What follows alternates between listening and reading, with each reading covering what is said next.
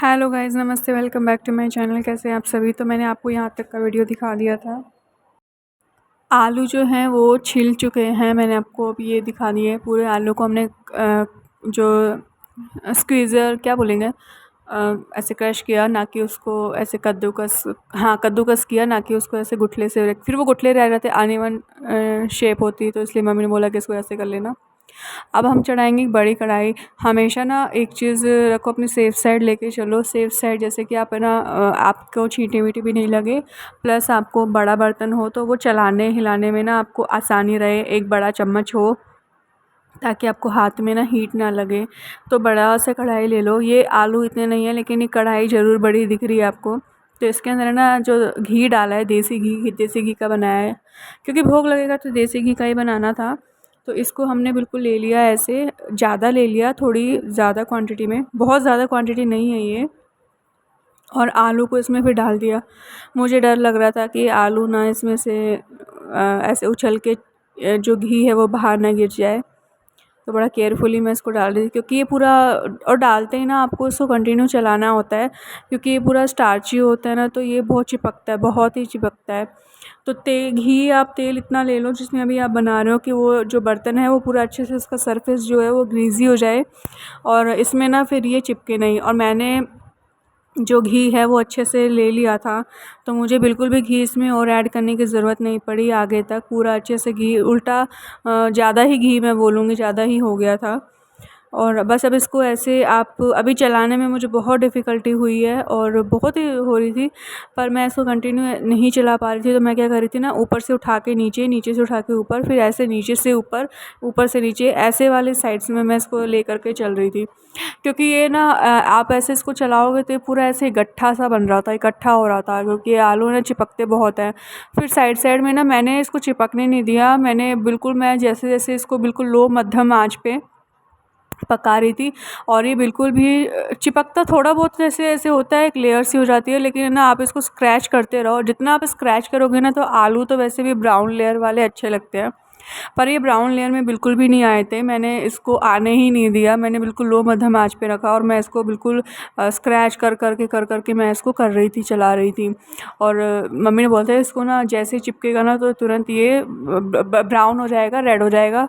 तो मैंने कुछ भी नहीं होने दिया, मैंने इसको कंटिन्यू चलाती गई। हाथ में मेरे दर्द हो गया, पूरे पसीने में तरबतर हो गई मैं, लेकिन बस मैं इसको कंटिन्यू चलाती रही। कभी मुझे लगा कि बहुत ज़्यादा ही इसमें लो मध्यम आँच है, तो मैं बीच में हाई कर लेती, फिर लो कर लेती, फिर हाई कर लेती, फिर लो कर लेती। ऐसे मैंने 3 से 4 बार प्रोसेस में किया, और मुझे इसको बनाने में लगा 45 मिनट्स। मैं 12:31 पे मैंने इसको, गैस को ऑन किया था, कढ़ाई को चढ़ाया था, और मैं 1:15 या 1:20 तक मैं फ्री हो गई थी। हाँ, मुझे या तो 1:15 हो गया था या 1:20 हो गया था, ऐसे इस टाइम पे मैं फ्री हो गई थी।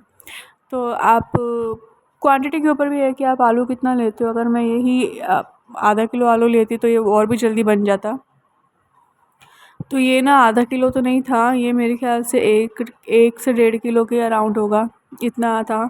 और इसके अंदर हमने 250 ग्राम जितना हमने इसमें घी डाला है। और घी जो है वो जैसे जैसे पकता जाएगा ना, तो ये साइड से छोड़ता जाएगा।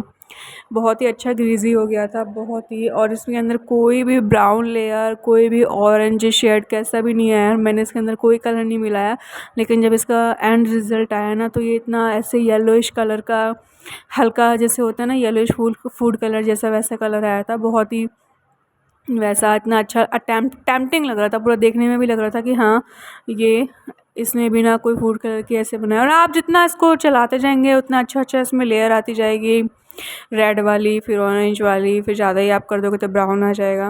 और देखो ये बिल्कुल ऐसे फैल गया है, लेकिन ये ना चलाने में मुझे इतनी डिफ़िकल्टी हो रही है, लेकिन मैं फिर भी इसको कंटिन्यू चला रही थी, क्योंकि मुझे इसको चिपकाना नहीं था। बस मेरे दिमाग में यही था कि मुझे इसको चिपकाना नहीं है। अगर ये चिपक गया तो बड़ी हालत में इसका वो होगा, मतलब कि मेरे को फिर स्क्रैच करके उतारने में बड़ी डिफ़िकल्टी होगी। और मैं, समझ लो मेरे हाथ में दर्द हो गया, कभी मैं ऐसे कर रही हूँ, कभी मैं वैसे कर रही हूँ पर ये तो बहुत ही बुरी हालत में मेरे से हो रहा। चम्मच भी मैंने बहुत बड़ी ले रखी थी, तो मुझे ना चलाने में थोड़ी डिफ़िकल्टी हो रही थी। पर ये वाली चम्मच है ना, ये बहुत सही रही, क्योंकि एक तो ये कि इसको उठाने पलटने में मेरे को थोड़ी दिक्कत हुई, वो तो मैंने बर्दाश्त कर लिया, लेकिन स्क्रैच को उतारने के लिए इसके जो साइड के कॉर्नर है ना, वो तो मेरे लिए बहुत इफ़ेक्टिवली वर्क करा उन्होंने। अगर मैं कोई और चम्मच लेती तो फिर वो उसी में ही चिपका रह जाता। और आप देखो मेरे हाथ में दर्द हो गया। मैं कभी लो हाई फ्लेम करके, कभी राइट हैंड, कभी लेफ़्ट हैंड ऐसे ले करके, और बीच में तो गुस्सा आ रहा था, मैं छोड़ भी थी, और पसीने इतने आ रहे थे कि पसीने रुकने का नाम ही नहीं ले रहे थे।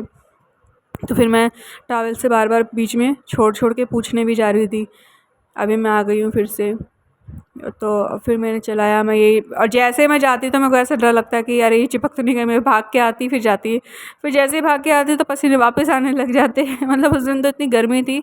शाम को मौसम सही हुआ, लेकिन शाम को बहुत गर्मी थी। मैंने जो परसों वाले व्लॉग में मैंने बताया ना कि शाम को भी थोड़ा मौसम सही हुआ, लेकिन गर्मी में कोई राहत नहीं है। मानसून आ चुका है, बारिश भी हुई, अच्छी बारिश हुई, पानी इकट्ठा हो गया, बाढ़ जैसी हालत हो गई, पर गर्मी बहुत है अभी भी आप गैस के आगे खाना बनाओगे ना तो आपको बहुत पसीने आएंगे। ये रेसिपी मैंने अपने चैनल पे पहली बार दिखाई है, और ये मैं आपको पहले भी बता चुकी हूँ कि मैंने बहुत साल बाद ये रेसिपी बनाई है। पहले मम्मी ने बनाई थी। मेरे जीवन काल में अभी तक जो 2 ही बार बनी है ये आलू के हलवे की रेसिपी। एक बार मम्मी ने बनाई थी और एक बार अब मैं बना रही हूँ, क्योंकि एक्चुअली कोई खाने वाला नहीं है। फिर ऊपर से बाहर कहा जाता है कि इतनी मेहनत कौन करे, और आप देख रहे हो ना वाकई में मुझे कितनी मेहनत करनी पड़ी। पहले आलू उबालो, छीलो गरम गरम, फिर कद्दूकस करो, फिर उसको बनाओ। समझ लो ये पूरा प्रोसेस करने में मुझे 3 घंटे लग गए, और वो भी इतनी गर्मी में। तो आजकल किसी में भी इतनी सहन शक्ति नहीं है कि कोई इतनी देर तक बना पाए, पका पाए। पहले तो ये होता था कि 10 लोग होते थे तो एक काम ये कर लिया तो एक काम ये कर लिया। अब चूल्हा पे बैठ गए तो चूल्हे के बैठे बैठे बात कर लिया, छोड़ दिया, ऐसे कर लिया। अब गैस के आगे कंटिन्यू खड़े रहो और फिर बनाते रहो, तो सच में बहुत डिफ़िकल्ट टास्क तो है ही। और बिना मेहनत की कोई भी मीठी चीज़, कहते हैं ना मीठा फल नहीं मिलता, बिना मेहनत की कोई फल नहीं मिलता। तो बस ये मीठा फल तभी मिला है मेहनत करने के बाद। और करते रहो मेहनत, फिर इसको कंटिन्यू चलाते रहो जब आपको लगने लगेगा। अच्छा, इसका पकने का भी सिस्टम मेरे को नहीं मालूम था। मम्मी सो रही थी, मम्मी लेटी हुई थी, मैंने उनको जगाया नहीं। तो मैंने क्या इसका सोचा कि जैसे ना इसके साइड से भी घी निकलने लगता है और बीच में से भी घी निकलने लगता है, मतलब आपको ये पूरा से कवर हो जाता है घी के अंदर, तो आप समझ जाओ कि ये जो है आलू का हलवा डन है। अब इस स्टेज पे फिर आप चीनी, शक्कर, जो भी आप चाय, चीनी का पानी आप जो भी मिलाना चाहें वो आप मिला सकते हैं, ड्राई फ्रूट्स चाहें तो मिला सकते हैं, और मुझे ज़रूरत नहीं पड़ी। और बस फिर ये डन था। आप जितनी बार इसको गर्म करेंगे ना उतनी बार ये हार्ड सरफेस में होता जाएगा। वैसे तो ये पूरा चीनी डालते ही फैल गया था, पर इसकी कोई आवश्यकता नहीं है, ये अपने आप हो जाएगा। ठंडा होते ही हलवा तो वैसे भी हो ही जाता है थोड़ा सा हार्ड।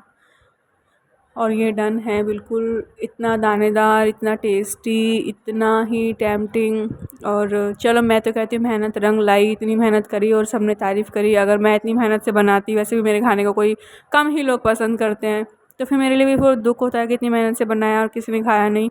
पर चलो, फाइनली मेरी मेहनत रंग लाई। सबने खाया। Thank you so much for watching the video.